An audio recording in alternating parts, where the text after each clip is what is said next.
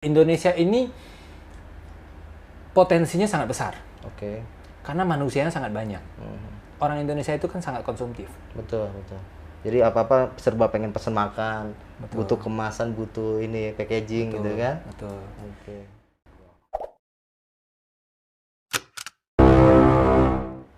Kalau bicara kemarin sedikit ada ya katanya sempat viral nih. Boleh diinformasikan mungkin sedikit buat masyarakat atau kawan rujuk apa sih kemarin yang sedikit viral itu? Kemarin viral bukan gimana. Jadi ada kawan-kawan yang jual kertas di tempat yang lain, toko kertas lain, Oke. melaporkan kita kalau kita jualnya tuh lebih murah Di bawah standar gitu? Di bawah standar dibanding distributor malah. Oh gitu. Oh dibanding distributor? Ya. Ya kalau saya menjawab di sini sama rujuk ini, kita sebenarnya bukannya sengaja mau jual murah. Karena kertas ini kan yang tadi saya bilang lagi naik terus harganya. Iya. Mungkin kita terlambat mendapatkan informasi kalau kertas itu sudah naik. Oh, jadi bro ini masih menjual kertas dengan harga lama, sedangkan di sana sudah ada kenaikan begitu? Betul. Oh gitu. Kenapa seperti itu? Mungkin karena gudang kita besar, stoknya banyak. Iya. Jadi kita masih harga lama, masih ada yang stok lama gitu ya? masih ada stok lama. Oke. Kalau naik-naik gini memang kertas naik itu sebenarnya menguntungkan toko kertas, distributor, yang punya banyak stok. Betul. Karena stok itu pasti bakal banyak tuh di gudang. Betul, karena aset langsung naik kan. Cuman yang dirugikan itu sebenarnya kan percetakan yang sudah terlanjur terima PO. Oke. Ternyata beli kertas harganya mahal, nggak masuk sama deal-dealan dia sama end user. Itu kan kita kan nggak boleh cuman berpikir ya udah urusan lu gitu. Nggak, menurut saya kita harus sinergi. Jadi tidak ada ngomong pabrik itu statusnya lebih tinggi. Toko kertas statusnya lebih tinggi banding percetakan. Betul. Misalkan. Masih ada level-level gitu ya? Tidak boleh, karena kita harus berbarengan. Karena seperti rantai makanan gitu ya, ada sirkulasinya gitu ya? Karena pabrik itu gimana mau jual kalau tidak ada toko kertas? Mau saling membutuhkan? Saling membutuhkan. Jadi tidak ada ngomong dia kastanya lebih tinggi karena dia punya ini, punya nggak ada. Kita sama. Jadi saya punya grup WhatsApp customer semua. Kadang-kadang apa sih yang mereka keluhkan? Kan saya suka baca. Nanti mereka suka sama admin kita tektokan. Saya suka baca. Kita namanya kalau kita duduk sama rata, kan kita nggak boleh urusan lu. Betul. Itu ya nggak bisa ya menurut saya. Acuh gitu nggak mungkin gitu ya? Nggak boleh menurut saya. Iya. Nah kembali lagi mungkin kalau bicara yang tadi viral itu bro, gimana mungkin menyikapi itu yang dari ya yang lain gitu, sempat ada bahasa yang mungkin kecewa kah atau seperti apa gitu bro? Kecewa mungkin iya karena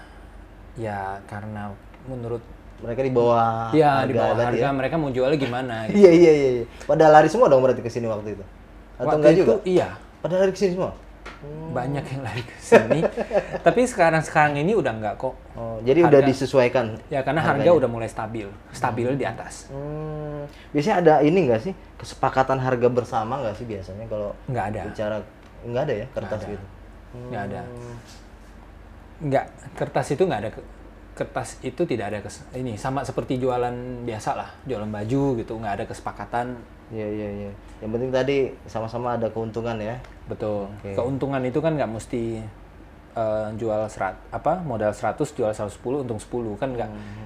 Kan beda-beda orang. Betul. Keuntungan itu kan hitungannya beda-beda. Ada yang mikir gini. Saya beli handphone ini misalkan harga 1 juta. Saya beli 10. Saya jual 110. 1 juta 100. Untuk 100.000 per HP. Laku 5. Kan ada yang berpikir untung 500.000. Kalau kita cuma itu unitnya 5 itu ya. Unitnya 5. Karena masih ada 5 yang belum terjual. Ini kalau bisa dijual semua dengan 1 juta 100, berarti untung 1 juta, betul. Oke. Tapi kalau 5 itu belum terjual, itu kan berarti masih rugi. Karena 5 itu berarti masih ada 5 juta tempat kita, ini untung cuma 5 juta, 500.000, sorry, berarti kita masih rugi 4.500.000. Nah, ada orang kan menunggu jual 1 juta 100 semua. Naik menunggu itu ya, betul. Kalau kita itu mungkin berpikir enggak, jual 1 juta aja. 5 ini laku, jadi laku 10, untung 500.000. Yang penting barang habis. Betul. Nggak ada Itu kan ibarat. cara-cara orang fashion. Betul. Oh, jadi dipakai juga di kertas ini. Justru ini kertas ini Iya. menggunakan marketing fashion semua. Oke. Karena memang basicnya saya fashion. Oh, gitu. Nih kalau ada cerita katanya dulu istri sendiri benar pegawainya dari Bro Hendrik dulu. Betul, istri saya itu adalah fashion designernya di tempat saya yang dulu. Bisa jodoh gitu. Cinlok. Cinlok. Oh iya. Oke. Iya. Itu gimana? Pendekatannya dengan istri bisa ibaratnya memperkenalkan kertas ini sebagai usaha keluarganya begitu. Istri saya kuliah kebetulan di Singapura. Waktu itu dia kuliah, saya sudah pacaran. Di Singapura itu. Project akhir kuliahnya, mau wisudanya, project akhir kayak skripsinya lah kalau fashion itu kan bikin produk. Bikin produk ya, betul. Ya, Ujian akhirnya itu dia ya. bikin produk itu adalah bikin produk undangan. Undangan? Undangan. Jadi desain undangan. Iya. Nah, karena keluarga dia kan kertas, dia nggak jauh-jauh dari Iya. situ. Jadi pengaplikasian gimana caranya bikin satu desain yang menarik. Saya ingat banget waktu wisuda saya datang ke Singapura, saya lihat proyeknya dia yang terakhir. Dan menurut saya menarik. Karena bahan kertasnya tadi tuh? Ya. Itu mungkin juga pemicu. Kita sebelum buka toko kertas, kita juga ada toko undangan. Jadi istri saya desain undangan, Iya. kertas beli sama bapaknya, saya masukin. Membantu juga tuh buat desainnya? Saya enggak. Enggak. Saya beli souvenir dari Cina buat pelengkap undangannya. Karena orang menikah itu kan butuh undangan dan souvenir pernikahan. Betul. Saya menyediakan souvenirnya. Coba di situ mungkin sekitar 2 tahun, 1 tahun, 2 tahun lah. 2 tahunan ya? Kurang menantang. Waktu itu kepikiran untuk itu sebelum menikah. Sebelum menikah tuh? Itu masih pacaran karena selesai kuliah kita masih pacaran, dia balik Indo. Berarti proses pacaran lumayan panjang juga ya? 2 2 tahun? lebih mungkin 3 tahun 4 tahun 4 tahun ya? pacaran Langgeng jarak juga jauh ya? pacaran Padahal jarak kalau jauh. bicara face nih ya lumayan ganteng gitu. Nggak ada yang ngikat lagi gitu. Ganteng enggaknya kan relatif. Oh, iya, Mungkin iya. menurut Mas ganteng, Iya, tapi dompetnya juga dicek juga gitu. tapi Iya. enggak lah. Istri saya di Singapura, saya di Jakarta. Hmm, Waktu itu saya masih di fashion, iya. istri saya kuliah. Selesai kuliah baru kita, setelah menikah baru kita buka toko kertas. Oke. Nah mungkin yang menjadi tantangan, ini kan latar belakangnya desainer, ya kan, garment, keluarga besar gitu kan. Istri latar belakang kertas. Ya awal-awal memilih bahwa harus fokus nih di kertas itu ada tantangan katanya sempet ya tadi mungkin ya dapat informasi saya nih sempet ada psikis keganggu lah seperti itu. Betul. Karena gini, saya umur 20-an, penghasilannya sudah lumayan lah. Oke. Dari desainer aja tuh? Dari garment itu. Dari garment, oke. Sudah lumayan lah karena saya masih bujangan, saya baru umur 22, waktu itu 22, 23. Lumayan lah untuk seukuran umur itu. Berapa tuh lumayan ya tuh? Ada puluhan juta lah ya? Puluhan juta. Per bulan tuh ya? Per bulan. Oh, luar biasa ya. Waktu itu putusin ke toko kertas itu memang saya lebih banyak menjalankan apapun itu mengikuti kata hati. Hatinya gimana? Hatinya ke istri waktu itu? Hatinya waktu itu ke kertas. Bukan ke istri. Berarti kawinnya sama kertas bukan sama istri. Saya termasuk orang yang mungkin melakukan hal-hal itu yang orang bilang di luar nalar, di luar kajian segala macam. Karena saya lebih banyak ikutin kata hati. Walaupun sebenarnya kalau bicara zona nyaman dengan penghasilan puluhan juta sebulan itu sebenarnya udah cukup sebenarnya ya. Lebih dari cukup. Oke. Karena saya tidak ada tanggungan. Dari istri sebenarnya nggak ada paksaan juga harus Tidak ikut ada. kertas Istri ini saya gitu. itu tidak menyarankan sama sekali. Saya di kertas. Dan saya putusin di kertas aja sebenarnya almarhum mertua saya itu kaget. Iya, iya. Karena dia berpikir, karena istri saya kan basicnya fashion designer. Betul, sama Saya ya. garment keluarga Garment, saya. betul, ya. Jadi kalau merit kemungkinan besar itu adalah ya Mengembangkan nggak jauh tadi dari ya. betul. Garment atau fashion ya, Ya. gitu ya. Mungkin buka factory outlet Betul, atau betul. buka toko. Betul, betul. Malah kita memilih kertas. Jalan kertas ini ya. Kertas ini sebenarnya lebih banyak, saya mungkin 70% saya milih kertas.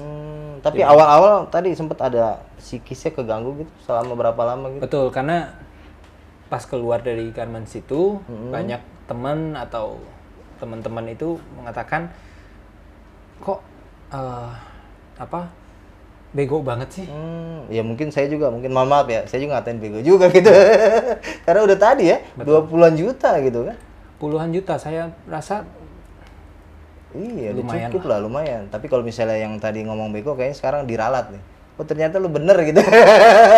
Karena asetnya lebih besar sebenarnya. Kan? Saya gangguan psikis itu karena kehilangan kepercayaan diri. Saya memilih kertas ini kan mengikuti kata hati. Iya, iya.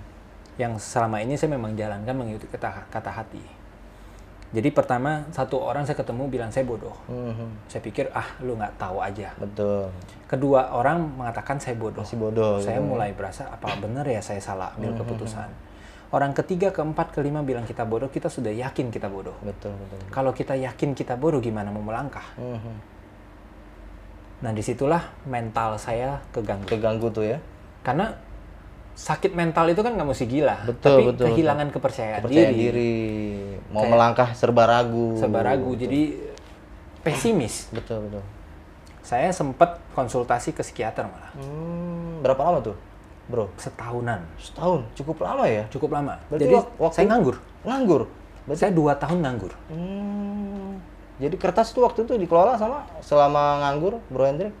Jadi saya putusin keluar dulu, kertas ini belum jalan. Belum jalan? Okay. Baru perencanaan, tapi saya sudah keluar dulu. Oke. Nganggur, nggak tahu mau ngapain, memang ada tabungan.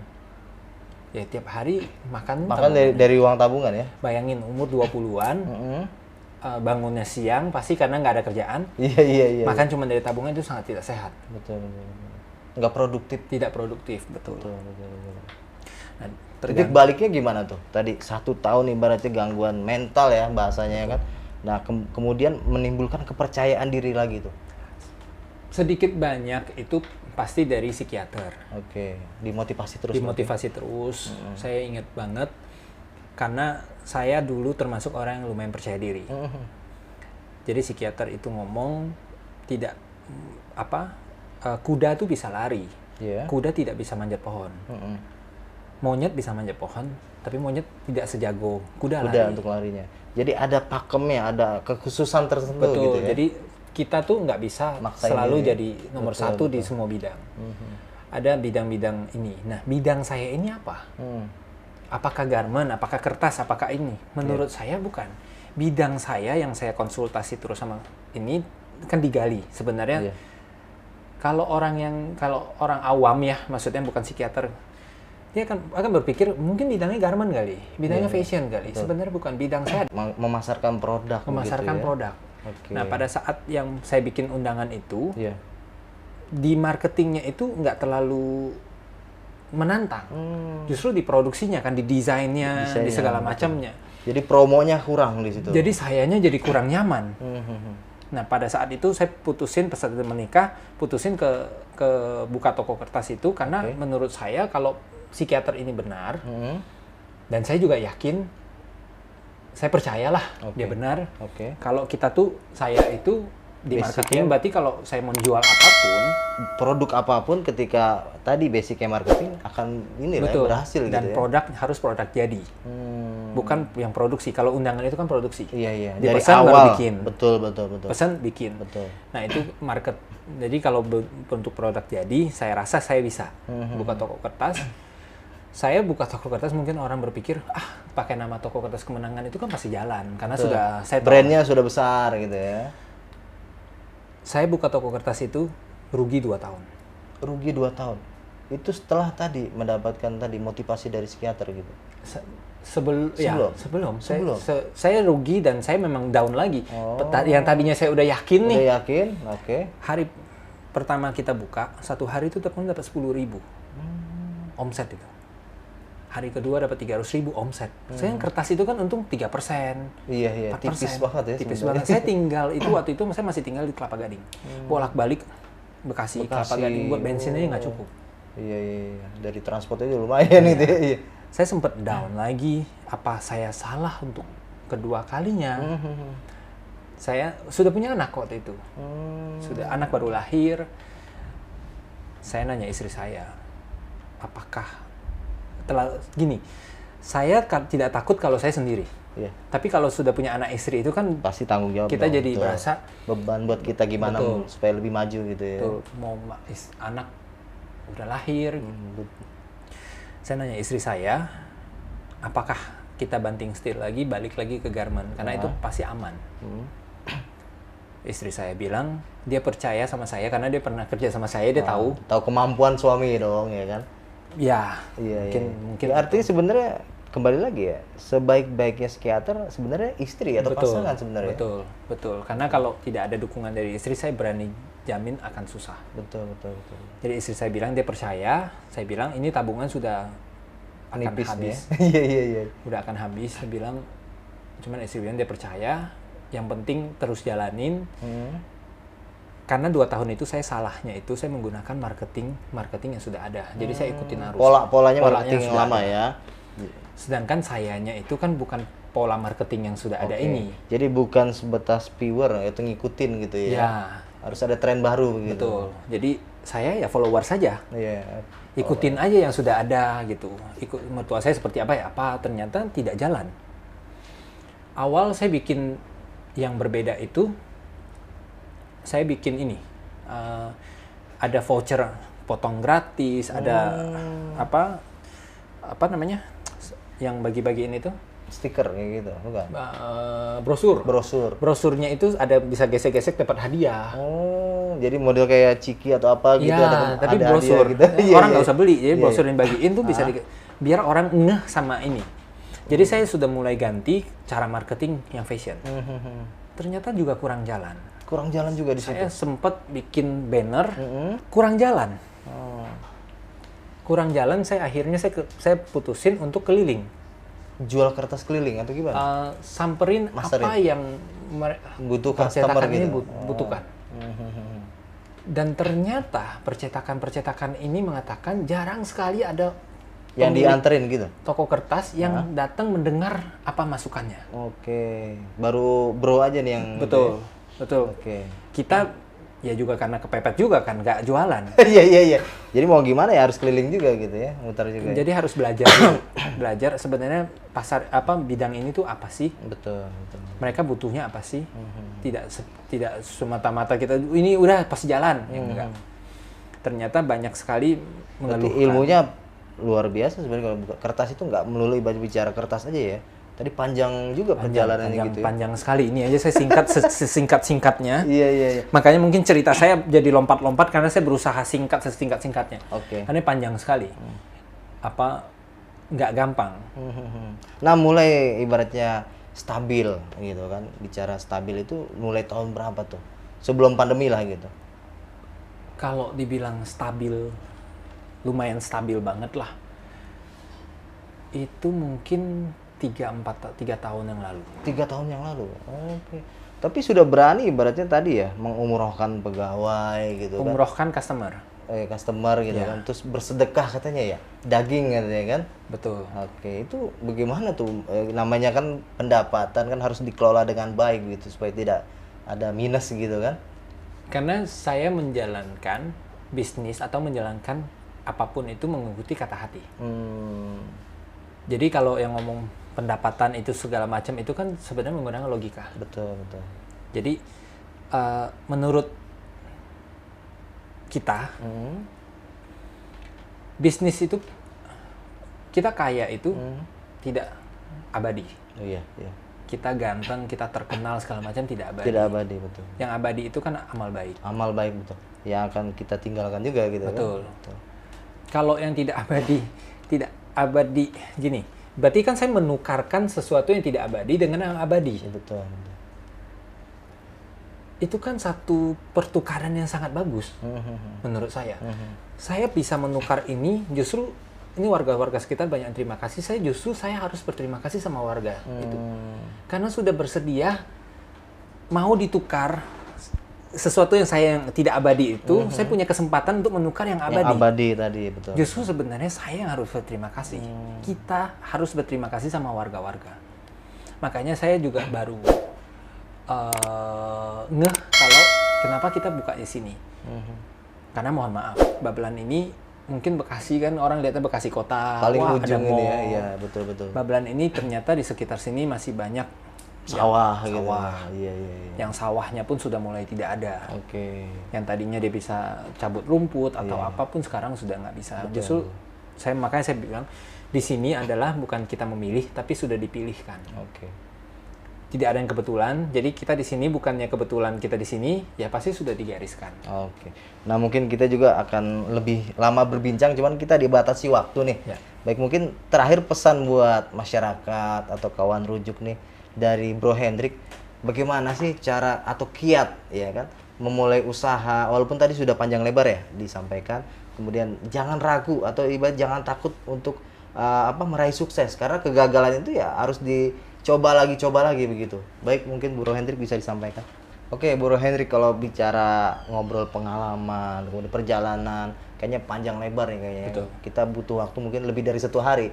Cuman kita dibatasi waktu nih, Bro. Ya. Mungkin terakhir nih, bisa berbagi tips, berbagi pesan buat anak muda di luar sana nih, khususnya anak-anak muda Bekasi gitu kan.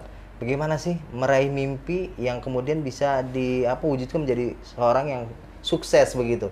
Pemuda yang sukses gitu kan. Nah, mulai itu seperti apa? Kemudian jangan takut gagal seperti itu. Silakan, Bro. Menurut saya, bisnis di mana-mana bisnis itu adalah mencari untung. Oke. Sudah pasti. Tapi kalau kita mencari untung dengan merugikan sesuatu, contoh yang potong pohon tadi, menurut saya itu bukan untung. Oke. Tapi menukarkan kerugian generasi yang di bawah kita dengan keuntungan kita saat ini. Jadi itu bukan untung. Kayak orang menipu orang, apakah yang menipu itu untung karena dapat uang? Bukan, menurut saya. Kalau mulai bisnis, coba dulu bisnis yang minimal tidak merugikan orang, tidak merugikan lingkungan. Itu pertama. Kedua, kalau masih gagal itu tidak ada dalam kamus bisnis. Betul. Yang ada belum sukses. Belum sukses ya. Nah, itu ingat tuh, nggak ada kata gagal sebenarnya dalam bisnis ya. Kalau jalannya sudah benar, Oke. sudah benar dalam artian benar yang sesungguhnya, tidak merugikan orang, Oke. tidak ini, saya yakin sekali pasti akan ada hasil. Oke. Kaya itu bonus. Kayak itu bonus kembali lagi itu ya. Kaya itu bonus. Oke. Jadi pasti ada hasil minimal. Dan niat juga masih baik. Kan ada orang juga, kok saya belajar, saya bisnis nggak bisa-bisa ya.